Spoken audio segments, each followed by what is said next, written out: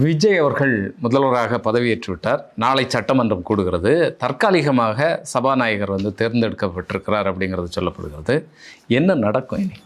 இதுதான் ரொம்ப முக்கியமானது. ஏன்னா ஒரு பெரும் பிரயத்தனம், ஒரு போன திங்கட்கிழமை ரிசல்ட் கஷ்டப்பட்டு ஒரு வழியாக இன்றைக்கு ஒரு சாதனை தான். அரசியல் ரீதியிலாக பார்க்கும் பொழுது அவங்க பதவி பிரமாணம் எடுத்துட்டாங்க.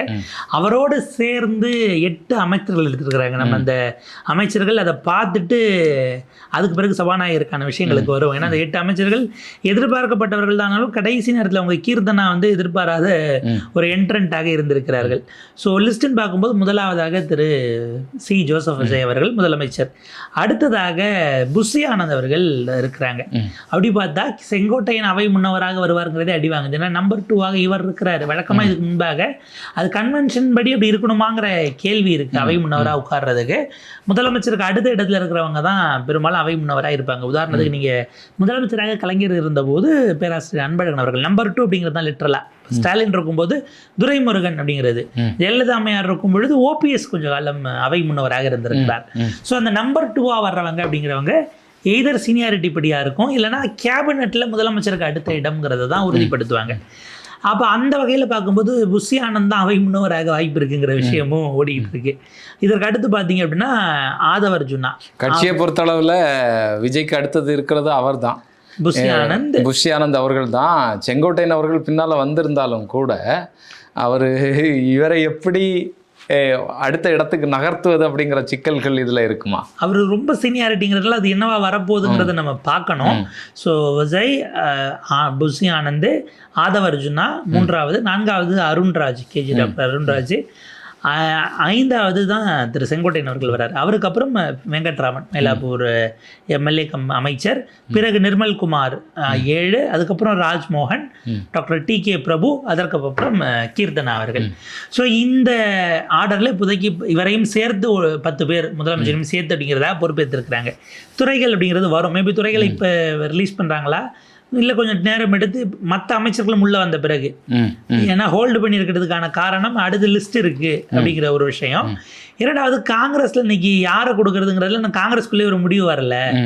இல்லை, காங்கிரஸ்லேயே எங்களுக்கு பதவி பிரமாணம் செய்து வைக்கல அப்படிங்கிற ஒரு சர்ச்சை இப்போ எழும்பியிருக்கு.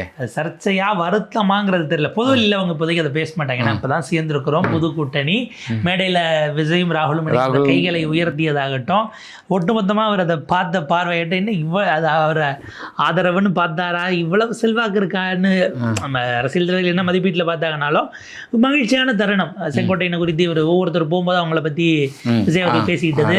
இதில் இது சிக்கல் என்னன்னா, அஃப்கோர்ஸ் எல்ஓபி அவர்கள் எதிர்கட்சி தலைவர், கேபினெட் மினிஸ்டருக்கான அந்தஸ்து உடையவர் தான். மேடையில் அவர் உட்காரலாம், அதில் சிக்கல் இல்லை. மக்களவை எதிர்கட்சி தலைவர் உட்கார்றதுல பிரச்சனை இல்லை. ஆனால் பதவி பிரமாணம் முடிச்சுட்டு ஆளுநரோட அமைச்சரவை குரூப் ஃபோட்டோவில் ராகுல் காந்தி உட்கார்ந்துருக்காரு. இது அடிப்படையில் அது அலோவ் பண்ண முடியாது. ஆக்சுவலாக அது யாரும் சொல்லணும்னு தோணலை. இல்லை அதிகாரிகளுக்கு அது இல்லையா, இல்லை சொல்றதுக்கு கூச்சப்பட்டாங்க.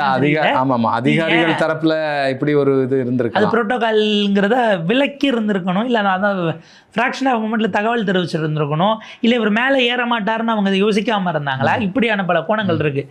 எடுக்கிறது அமைச்சரவையினுடைய குரூப் ஃபோட்டோ, அதில் எப்படி இருக்க முடியும்?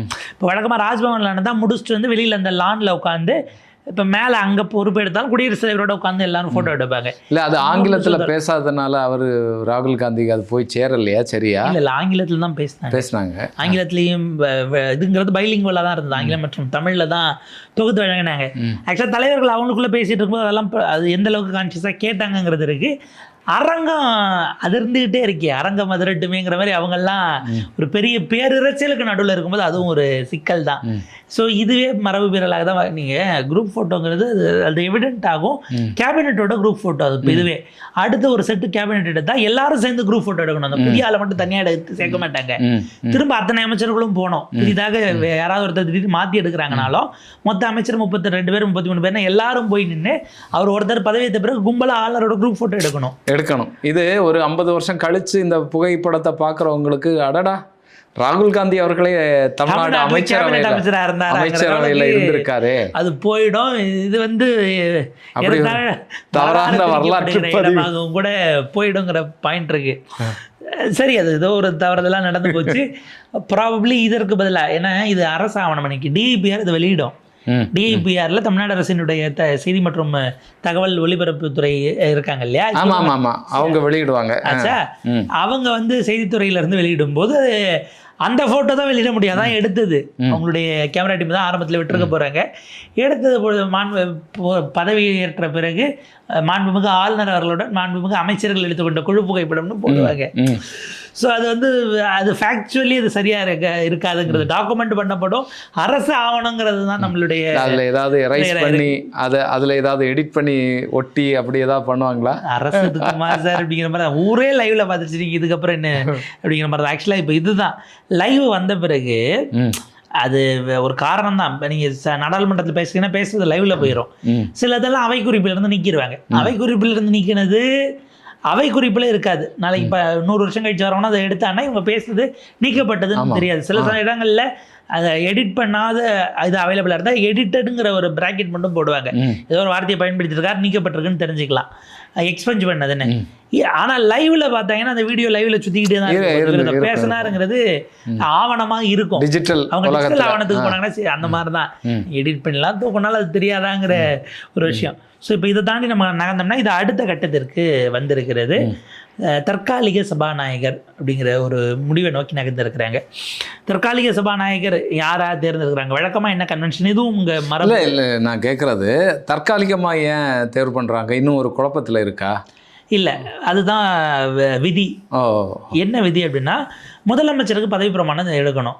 நீங்க எல்லாரும் ஓட்டு போட்டு தான் சபாநாயகரை தேர்ந்தெடுக்கணும். எல்லாரும் எம்எல்ஏவே பதவி பிரமாணம் எடுக்கல. அதனால தற்காலிக சபாநாயகரை எடுத்து எல்லாருக்கும் எம்எல்ஏ பதவி பிரமாணம் செஞ்சு வைக்கிறதுக்கு. இப்ப போன சபாநாயகர் தோத்துட்டார், அவர் வர முடியாது.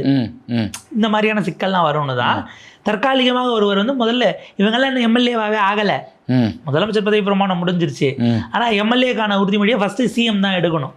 அவருக்கு பதவி பிரமாணம் செஞ்சு வைக்கிறதுக்கு ஆளுநரும் மற்றவங்களும் சட்டமன்றத்துக்குள்ளே வரக்கூடாது. ஸோ இருக்கிறவங்களில் ஒருத்தவங்களாக அதை தேர்ந்தெடுத்துக்கணும். ஏன்னா நீங்கள் அதில் ஒரு ஆளை நடுவில் போட்டு இவர் பார்த்து பாருன்னு விட்டு அது தேவையில்லாத குழப்பங்களுக்கெல்லாம் போகுங்கிறதுனால இடைக்கால சபாநாயகர் அல்லது தற்காலிக சபாநாயகர்ங்கிறவரை கொண்டு வருவாங்க. தற்காலிக சபாநாயகராக இப்போது சோழவந்தான் தொகுதியினுடைய எம்எல்ஏ திரு கருப்பையா அவர்கள் தற்காலிக சபாநாயகராக தேர்ந்தெடுக்கிறாங்க.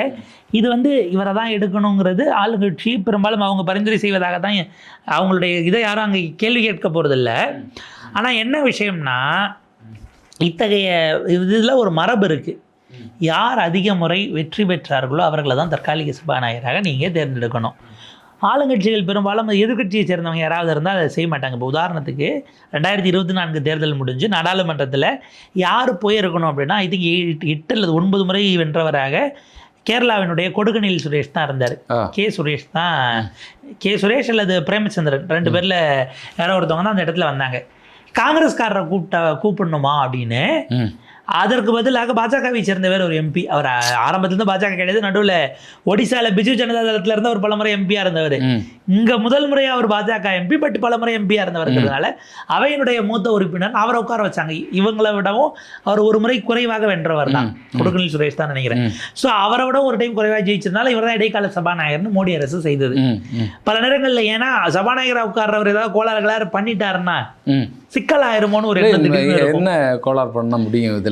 இப்போ எதிர்கட்சி ஒன்றும் இல்லை, இதெல்லாம் நம்ம நீங்கள் இதுவாக நம்ம ஃபோர் சைட்டட்னஸில் நான் கேட்குறேன், செய்ய முடியாதுன்னா அவங்க இப்படி செஞ்சிடவும் வாய்ப்பு இருக்குங்கிறதுனால எதிர்கட்சி வர உட்கார வைக்கிறீங்க. உங்களுக்கு வாக்கெடுப்பு இருக்கு, நீங்கள் ஏன்னா இப்போ உங்ககிட்ட எண்ணிக்கை இல்லை, கூட்டணி கட்சியில் கூப்பிட்டு போயிட்டீங்க, அதை அவையில் கூட்டி முடிவெடுக்கணும். சபாநாயகர் எதிர்கட்சிக்காரரை போட்டு திடீர்னு ஒரு கலேபரம் உருவாகி அவை காவலரை கூப்பிட்டு ஆளுங்கட்சியில் 10 பேர் தகராறு பண்ணுறாங்க, தூக்கி வெளில போடுன்னு போட்டுட்டு வாக்கெடுப்புன்னு விட்டு ஆட்சி கொண்டு வந்தது தோத்து போச்சுன்னு ஒரு சபாநாயகர் பண்ணி அவை குறிப்பில் அதை ஏற்ற முடியும். சீட்டை நீங்கள் சாதாரணமாக நினைக்காதீங்க. நீங்கள் மத்தியஸ்தில் உட்காரும்போது திடீர்னு ஒரு கலேபரம் வருதுன்னா சபாநாயகர் நம்மளா இருந்தா எதிர்கட்சிக்காரங்களுக்கு வெளில போடுங்க. அப்போ பெரும்பான்மையை நிரூபித்த பிறகுதான் நிரந்தரமான சபாநாயகர் தேர்ந்தெடுக்கப்படுவார். ஆக்சுவலாக பெரும்பான்மை நிரூபித்த பிறகு இதில் என்னன்னா புரோட்டம் சபாநாயகரோட இதோட முடிஞ்சிடும். அவர் வந்து முதலமைச்சருக்கு பதவி பிரமாணம், எல்லா எம்எல்ஏக்களும் பதவி பிரமாணம் எடுத்துட்டா அடுத்தது சபாநாயகர் தேர்தல். சபாநாயகரை தேர்ந்தெடுத்துட்டு அவர் தான் நம்பிக்கை கோரும் தீர்மானத்துக்குள்ள பெரும்பான்மை நிரூபிப்புக்கு ஒரு சபாநாயகரே வந்துருவார். சபாநாயகர் தேர்தல் அடுத்து நடக்கும். இதர் 2 பேரும் பேசி ஒருத்தரை கொண்டு போய் உட்கார வைக்கலாம், அல்லது 2 பேரும் வேட்பாளரை போட்டு வாக்குக்கு விட்டு கூட தேர்ந்தெடுக்கலாம். அதில் அடுத்தடுத்து ஸ்டெப்ஸ் எல்லாம் இருக்குன்னு வச்சுக்கோங்களேன். தற்காலிக சபாநாயகர் எதுக்குன்னா பதவி பிரமாணம் செஞ்சு வைக்க எல்லாருக்கும் அப்படிங்கிற இடம் போகும். மேபி ஆக்சுவலாக தற்காலிக சபாநாயகராக யாரை போடுவாங்கன்னா அதிகமுறை ஜெயிச்சவர்னா ஒரு பக்கம் KA செங்கோட்டையன் அவர்கள், இந்த பக்கம் இவர் KKSSR ராமச்சந்திரன் திமுக சைடு. KKSSRம் 10வது முறை, இவரும் 10வது முறை. இவர் என்ன யோசிச்சிருப்பாருன்னா அவர் இப்போ அமைச்சராக பதவி பிரமாணம் எடுத்துட்டாரு, அமைச்சர் சபாநாயகராக உட்கார்றதுங்கிறது சரியா இருக்காது. டாக்டிக்கலி சபாநாயகரை அமைச்சரையும் எழுந்து பேசணுமா என்னங்கிற அவை கண்ட்ரோலுக்குள்ளே போகணும். அமைச்சராக பதவி பிரமாணம் எடுத்துட்டு வேண்டாங்கிற ஒரு கன்சர்ன் எடுத்துட்டு தான் சரியானதான் வச்சுக்கலாமே, சரி தவறுங்கிறது இல்லை. அது ஒரு நல்ல பார்வை தான். அப்படி பார்த்தா KKSSR தான் போனோம். அவங்க நாங்கள் சோழவந்தான் இவரை கருப்பையாவே கொண்டு வரோம். 2011-16 அதிமுக எம்எல்ஏவாக இருந்திருக்கிறார். இந்த முறை போட்டியிட சீட்டு கேட்டார், எடப்பாடி பழனிசாமி அவர்கள் கொடுக்கல. அதன் காரணமாக அவர் தாவேக்கால சேர்ந்து சீட்டு வாங்கி ஜெயிச்சு எம்எல்ஏ ஆகி வந்து இடைக்கால சபாநாயகராகவும் இன்னைக்கு சட்டமன்ற வரலாற்றுக்கு அவர் போயிருக்கிறாருங்கிறது தான் பார்க்க வேண்டியிருக்கு. ஸோ இப்போ அவர் வராரு. நாளைக்கு முதலமைச்சருக்கான பதவி பிரமாணம், பிறகு ஒவ்வொரு எம்எல்ஏக்களாக வருவாங்க, இல்லை அமைச்சர்கள் எடுத்து வச்சு கூட அவர் இப்படி போகலாம். இதெல்லாம் போன பிறகு சபாநாயகர் தேர்தல். சபாநாயகர் தேர்தலில் ஆளுங்கட்சி கொண்டு வந்த வேட்பாளர் தோத்துறாருன்னு இங்கே ஆட்சி அங்கேயே கவுந்துரும். ஏன்னா சபாநாயகரை தேர்ந்தெடுக்கிறதுக்கு ஆளுங்கட்சிக்கு பெரும்பான்மை இல்லை. நீங்கள் இவர் மட்டும் ஒரு வேட்பாளரை போடுறாரு, இவங்க ஏற்றுக்கிறாங்கன்னாங்கன்னா பிரச்சனை இல்லை. அவங்க ஒரு கேண்டிடேட்டை நிறுத்தி வாக்கெடுப்புக்கு வர்றோன்னு விட்டாங்கன்னு இங்கே சபாநாயகர் தேர்தலை இடைக்கால சபாநாயகர் தான் இருந்து செய்யணும். அந்த பொறுப்பும் அவருக்கு இருக்கு. ஒருத்தர் எத்தனை பேர் ஓட்டு போடுறீங்க, ஆம்னி இவருக்கு எவ்வளோ பேர் சொல்கிறீங்க, இன்னும் 117 வந்திருக்கு, இந்த பக்கம் இப்போ ஏதாவது ஒரு ஆள் வராமல் போயிடுறாரு, நீங்கள் 2 பக்கம் 110 110 இருக்கு, 10 பேரை காணா. அப்போ கடைசி நேரத்தில் சபாநாயகர் தன்னுடைய வாக்கு பதிவு செய்யலாம். டை ஆகுது அப்படின்னா அவருக்கு ஆரம்பத்தில் ஓட்டு போடக்கூடாது, ஒரு சார்பில் எடுக்கக்கூடாது. 2 பக்கமும் ஆட்கள் காணாமல் வெளில போயிடுறாங்கன்னும் போது டை பிரேக்கராக வருது. ஏன்னா சபாநாயகரை அடுத்து ஒருத்தர் நியமிக்க இல்லைன்னா அவையே நடக்காது. அந்த ப்ரொசீஜர் வர்றதுனால அவர் தன்னுடைய வாக்கை கடைசியாக டை ஆகிற நேரத்தில் செலுத்தலாம், அவர் எம்எல்ஏ தானே அப்படிங்கிற ஒரு இடம் வரும். அப்போ அந்த மாதிரி சுச்சுவேஷன் வர நேரத்துக்கு தான் அவர் நம்ம ஆளாக இருக்கணும்னு ஆளுங்கட்சியை ஒரு பெரிய மாதிரி இந்த மாதிரி ஒரு குழப்பமான இடத்துல டை பிரேக்கர்ஸ் வர நேரத்துக்காக அவங்க அதை பயன்படுத்தாமல் வச்சுருப்பாங்கன்னு வைக்கோங்களேன். ஸோ இப்படியான விஷயங்கள் அதுக்குள்ளே இருக்குது. சபாநாயகர் தேர்தலில் தூத்துனா நம்பிக்கை வரும் தீர்மானம்லாம் வேண்டாம், ஆட்சி அங்கேயே கவுந்துரும். இது ஒரு பக்கம். காங்கிரஸ் அமைச்சர்கள் ஏன் இல்லை அப்படின்னு கேட்டீங்க. அதற்கு தாவேகா தரப்பு தாமதப்படுத்திய மாதிரி தெரியல. சிக்கல் வந்து காங்கிரஸ் தரப்பா ஏற்கனவே 5 பேர் இதில் 6 கோஷ்டியா 5 கோஷ்டியாங்கிறது. ஏன்னா அமைப்பு பொதுச் செயலாளர் தான் அவர். கேரளாவில் சிஎம் ஆகிறதுக்கு அந்த சிக்கல்களில் இருக்கார். KC வேணுகோபால் தான் அமைப்பு பொதுச் செயலாளர், அகில இந்திய அமைப்பு பொதுச் செயலாளர். நம்ம கமல்நாத் காலத்துலேருந்து பார்த்தோம்னா இவர் தான் வந்து பார்த்திங்கன்னா இங்கே பல விஷயங்களில் செஞ்சுக்கிட்டு போயிட்டு வந்தாலும் இந்த இப்போ ஹைதராபாத்துக்கு கொண்டு போனாங்க, பெங்களூர் கொண்டு போகலாமான்னாங்க, இதெல்லாம் முடிச்சு வந்தால் ஆக்சுவலாக மேலூரினுடைய காங்கிரஸ் எம்எல்ஏ விஸ்வநாதன் அவர்களுக்கு இன்னைக்கு இருப்பதாக சொல்லப்பட்டது ஒரு பக்கம். இன்னொரு பக்கம் நீங்கள் ராஜேஷ்குமாருக்கு கொடுத்துருக்கணும். அவர் 3 முறை, ஏன்னா கன்னியாகுமரி மாவட்டம் தான் காங்கிரஸுக்கானது. கன்னியாகுமரியிலிருந்து ஒரு காங்கிரஸ் எம்எல்ஏ ஏறத்தாழ அவங்க லூர்தம்மாள் சைமன் அவர்களுக்கு பிறகு காங்கிரஸினுடைய எம்எல்ஏ நம்ம எடுத்துக்கலாம் கன்னியாகுமரியிலேருந்து. அநேகமாக இப்படி தான் இருக்கும். ஏன்னா அதுக்கு பிறகு திமுக மேபி இருந்திருக்கலாம் யாராவது அமைச்சர்களாக பார்த்தோம்னா திமுக கொடுத்துருப்பாங்க. பட் காங்கிரஸ்ல இருந்து ஒரு கன்னியாகுமரி அமைச்சர், ஏன்னா நீங்க ஆட்சியில் 60 வருஷம் இல்லைனாலும் காங்கிரஸோடு பல நேரங்களில் அந்த மாவட்ட மக்களும் நின்றுக்கிறாங்க இன்னைக்கு வரைக்கும். அப்ப அந்த மாதிரியான இடம்னும் போது அந்த பிரதிநிதித்துவம் கொடுக்க முடியலேன்றது. இன்னொன்று விஜயுமே இதை செய்யறது பெட்டரா இருக்கும். அவர் ஜெயிக்காத 8 மாவட்டங்கள் இருக்கு இல்லையா, அதுல மேபி இப்போ கூட்டணி கட்சினா காங்கிரஸ் மட்டும்தான் இருக்கு. அந்த ஒரு சிக்கல் இருக்குன்னு வைங்க. கன்னியாகுமரி மாவட்டத்தில் அவங்களுக்கு 0, தாவேகா ஜெயிக்கல. 1 CPI ஜெயிச்சிருக்கிறாங்க பத்மநாபபுரம். இங்க பக்கம் விலவங்கோடு, குளச்சல், கிள்ளியூர் காங்கிரஸ். தலவாய் சுந்தரம் அங்க ஜெயிச்சிருக்கிறாப்புல. நாகர்கோயிலில் இவர் நம்ம மேயர் ஆஸ்டின் ஜெயிச்சிருக்காப்புல. ஸோ இங்கே திமுக, அதிமுக, CPI 3 காங்கிரஸ்னும் போது விஜய்க்கு இல்லாத மாவட்டத்துக்கு அவர் எப்படி பிரதிநிதித்துவம் கொடுத்தாரு பாருங்க. எல்லோருக்குமான முதல்வர். நீங்க அங்கே அதில் ஒரு ஆப்டிக்ஸும் இல்லை. மற்ற மாவட்டங்களையும் கொடுக்கலாம். இப்போ வந்து ஒரு 35 MLAக்கள் எப்படியும் சீக்கிரம் வந்துருவாங்க. வரும்போது அதுல பார்த்து நீங்க அது கொஞ்சம் காத்திருப்போம். மேபி விசிக அமைச்சரவை கேட்டிருந்தா விழுப்புரத்துக்கு ஒரு பிரதிநிதித்துவமாக விழுப்புரம் மாவட்டம்னு திண்டிவனம் எம்எல்ஏன்னு வெந்நீரசை கொடுத்துருந்துருக்கலாம். அவங்க உள்ள வரல. விழுப்புரத்துலயும் 7-1 கூட தாவேகா ஜெயிக்கலைங்கிறது தான் சுச்சுவேஷன். ஒரு 8 மாவட்டத்தில் அவங்க 0 ஆகிருக்கிறாங்க தாவேகா. மேபி அவங்க நாங்கள் ஒதுக்கில நீங்கள் ஒரு ஆப்டிக்ஸை டே 1லேருந்து காட்டணும். அது அரசியலாக செய்கிறதுனால நம்ம அந்த பார்வையை வைக்கிறோம்னு வச்சுக்கோங்களேன். ஸோ இப்படியான விஷயங்கள் எல்லாம் அடுத்தடுத்து இருக்குது. இதில் என்னென்னா அவர் விஸ்வநாதன் அவர்களுக்கு எதிர்பார்த்தது வரலை.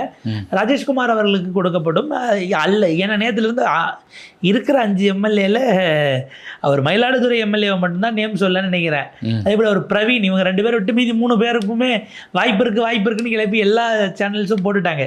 இப்போ 3 பேர் ஆர்வமாக இருக்காங்க. என்ன துறை இலாக்கா அவங்க என்ன யோசிக்கிறாங்க, இப்போவே இதை பதவி பிரமாணம் எடுத்தால் இல்லைன்னு சிக்கல் வந்து போகிறதுக்கு வாய்ப்பு இருக்குது. இது சட்டமன்றத்தை கூடுவோம், பெரும்பான்மை நிரூபிச்சுட்டு புதிய அமைச்சரவை போடும்போது டிஸ்கஸ் பண்ணிக்கலாம் காங்கிரஸ் கிட்ட.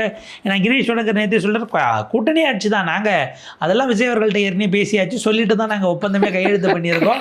அதே கூட்டணி ஆட்சி எங்ககிட்ட கேட்குறீங்க, அதுக்குத்தானே வந்திருக்கோம் நாங்கள், சும்மா வரலையே. ஸோ அந்த அளவுக்கு அவர் நேற்று பைட்டு கேட்டது அவர் கூட்டணி ஆட்சி தான், அதில் என்ன சந்தேகம், எங்களுடைய கோரிக்கைகள்லாம் நாங்கள் ப்ராப்பராக ஏற்கனவே பேசிட்டோம் அப்படின்ற லெவலுக்கு தான் அவர் பேசினார். ஸோ இல்லாததுங்கிறது கொஞ்சம் சர்ப்ரைஸாக தான் இருந்தது. பட் காங்கிரஸ் அதில் ஒர்க் பண்ணிட்டு இருக்காங்க. இப்போ மேபி யாருடைய ஆதரவாளர் அந்த ஒரு எம்எல்ஏ அல்லது 1-2 5 பேருக்கே 1-2 கொடுத்தா ஒருவேளை நாளைக்கு டென்டேட்டிவாக பிஜேபி விட்டுட்டு அதிமுக பிளவுபட்டு வருது அப்படின்னா அவங்களுக்கு அது அமைச்சரவை பதவி வேற அவங்க கேட்பாங்க. அப்புறம் எப்படி சும்மா இருப்பாங்க முன்னாள் அமைச்சர்கள், அவங்க அதிகாரம் இல்லாமல் இருக்க முடியாது. வர்றது இவர் ஏற்றுக்கிறாராங்கிறது ஏற்றுக்கிட்டா நான் ஹைபோதட்டிக்கலாக சொல்கிறேன். ஒருவேளை அதற்காக காத்திருந்தால் காங்கிரஸ் ஒருவேளை இவங்க 30 இருக்கும்போது எதுக்கு 5 அப்படின்னு கழட்டி விடப்பட்டால் இது எல்லாம் ஸ்பெகுலேஷன் தான். நம்ம ஆசை விருப்பம் எல்லாம் கிடையாது. கையெல்லாம் பிடிச்சு தூக்கி இல்லை, இது தொடரும்னு நம்புறேன். 29 தேர்தல் முடிகிற வரைக்கும் மினிமம் இது தொடரும்னு நான் நம்புறேன். காங்கிரஸுக்கு மட்டும். மற்றவங்க என்ன ஆக போகிறாங்க, இந்த அரசினுடைய கொள்கை முடிவுகள் அது சார்ந்த விஷயங்கள் வரும்போது அது வேறு விதமாக பரிணமிக்கவும் வாய்ப்பு இருக்குது. ஸோ அதை நம்ம அது ஒரு பெனிஃபிட்டாக ஒரு கொடுத்துடலாம். சட்டமன்றத்தில் இப்போ இதுதான் ப்ராசஸ். அவர் முடிச்சிட்ட பிறகு இப்போ நாளைக்கு இடைக்கால சபாநாயகர், அதற்கு இடைக்கால சபாநாயகர் எல்லாருக்கும் பதவி பிரமாணம், பதவி பிரமாணத்திற்கு பிறகு சபாநாயகர் தேர்தல், சபாநாயகர் தேர்தல் முடிஞ்சு காமன் கேண்டிடேட் எலெக்ஷனுக்கு போதா இல்லை ஒரு மனதாக. இதில் என்னென்னா கடந்த காலத்தில் இது நடந்திருக்குன்னு வச்சுக்கோங்களேன். 89 அப்போ தேர்ந்தெடுக்கப்பட்ட சபாநாயகர் இது இங்கே தமிழ் குடிமகன் ஏன்னு நினைக்கிறேன். முதலமைச்சரும் எதிர்கட்சி தலைவரும் கூப்பிட்டு போய் தான் உட்கார வைப்பாங்க. இன்னும் ஒரு கல்ச்சர் இருந்தது. கலைஞரும் ஜெயலலிதாமாவும் கூப்பிட்டு போய் தான் அவரை உட்கார வச்சுதான் ஞாபகம். ஸோ அந்த விஷயங்கள்லாம் இருக்குது. அதுக்கப்புறம் ஒரு பிற்காலத்தில் சபாநாயகர் நாற்காலியில் தன்னுடைய அருமை உடன்பிறவா சகோதரின்னு சசிகலாமா கொண்டு போயெல்லாம் ஜெயலலிதாமா உட்கார வச்சு அதெல்லாம் இன்னைக்கு வரைக்கும் அது சட்டமன்ற வரலாற்றில் கரும்புள்ளி. உட்கார்ந்தம்மா இன்னமும் இருக்காங்க. அவங்க மறைஞ்சிட்டாலும், முதலமைச்சராக இருந்த ஜெயலலிதாமையார் மறைஞ்சிட்டாலும் சசிகலாமா அப்போ ஒரு கையை கேட்டால் நாள் உட்பட தேதி உட்பட சொல்லவும் வாய்ப்பு இருக்கு. ஸோ இதெல்லாம் ஆவணப்படுத்தப்பட்டது, அப்படிலாம் செஞ்சிருக்க கூடாதுங்கிறதெல்லாம் ஒரு பக்கம். இன்னொரு சிக்கல் யாரும் டச் பண்ணாதது எதிர்கட்சி தலைவராக யார் வருவாருங்கிற விஷயம் இருக்கு இல்லையா. திமுகவினுடைய சட்டமன்ற குழு தலைவராக யார் வருவார்? உதயநிதி அவர்களுக்கு இப்போ இந்த செய்கிறாங்களா? ஏன்னா ஸ்டாலின் அவர்களுக்கு அப்படி அதிகாரம்னு தீர்மானத்தில் அவங்க நிறைவேற்றிட்டாங்களே தவிர அந்த எலெக்ஷன் திமுகக்குள்ளே நடக்க போதா, ஆல்ரெடி கையெழுத்து வாங்கிட்டாங்களா, அது கொஞ்சம் யோசிக்கத்தக்கதாக இருக்குது. இல்லை சீனியர்ஸ் யாருக்காச்சும் கொடுக்க போகிறாங்களா? ஸோ இதெல்லாம் இது வந்து அவங்களுக்குள்ளே முடிவு பண்ணுறதான்னு வைங்க, சபாநாயகருக்குள்ளே வராது. ஸோ சபாநாயகரை உட்கார வச்சு அந்த சபாநாயகர் அதற்கு பிறகு முதலமைச்சரை பேசி நம்பிக்கை கோரும் தீர்மானம், என்னுடைய ஆட்சியை நான் அமைக்கிறேன், நீங்கள் எனக்கு ஆதரவு அளிக்கணும்னு அவர் தீர்மானத்தை கொண்டு வந்து அதில் வாக்கெடுப்பு நடத்தி அரசு நின்ற பிறகு ஆட்சி உறுதியாகிறது அப்படிங்கிறத கவர்னருக்கு கம்யூனிகேட் பண்ணாங்கன்னா அவர் அதுக்கப்புறம் அவர் கேரளாவில் இருந்தால் கூட அதை மெயிலாக வாங்கிக்கலாம். அவர் அதுக்கப்புறம் கிளம்பிடலாம். அதை உறுதிப்படுத்திக்கிற தகவலை கவர்னருடைய செக்ரட்டரியேட்டுக்கு அனுப்பிவிட்டாங்கன்னா அதோட முடிஞ்சு போயிடும். சட்டமன்றம் ஆஸ் யூஷுவல் பிஸ்னஸ்-குள்ளே போயிடும். அதுக்கு பிறகு எதிர்கட்சி தலைவராக யாரை தேர்ந்தெடுக்கிறாங்க, இருக்கைகள் எல்லாம் ஒன்றா உட்காரீங்களா, இல்லை கூட்டணி கட்சிகள்லாம் சேர்ந்து ஒரு நடுவில் ஒருத்தர் போடணுமா, இல்லை காங்கிரஸ் எங்கே இருக்கும், திமுக எங்கே இருக்கும், அது ரொம்ப முக்கியமானது. பாராளுமன்றத்தில் எங்களுக்கு தனி இடந்தாங்கன்னு சொல்லி அவங்க கேட்டுட்டாங்க, சட்டமன்றத்துலேயும் எப்படி கேட்குறாங்கன்னு சொல்லி நமக்கு தெரியல. இந்த பக்கம் தான் உட்கார் ஆளுங்கட்சி பக்கத்தில் தான் உட்காருவாங்கன்னு நான் நம்புகிறேன். இந்த பக்கம் இடதுசாரிகள் மற்றவங்க இங்கே இருக்கிறதுல ஒன்றும் சிக்கல் இருக்காது. ஸோ அது நாற்காலி அமைப்பு முறைங்கிறது ஆக்சுவலாக ரொம்ப காலத்துக்கு பிறகு காங்கிரஸ்காரங்க வந்து ஒரு எப்படி பார்க்கறது, ட்ரெஷரி சைடு ஆளுங்கட்சி உட்காருங்கிற பக்கத்தில் போயிட்டு கூட உட்காருவதற்கான வாய்ப்பு என்பது கணிந்திருக்கிற ஒரு 60 ஆண்டுகளுக்கு பிறகு ஏறத்தாழ அந்த காலகட்டத்திற்கு போயிருக்கிறார்கள். எல்லோருக்கும் வாழ்த்துக்கள். மக்களுக்கான அரசியலை உள்ள பேசுங்கிறது தான் நம்முடைய விஷயமா இருக்குது. பார்ப்போம்.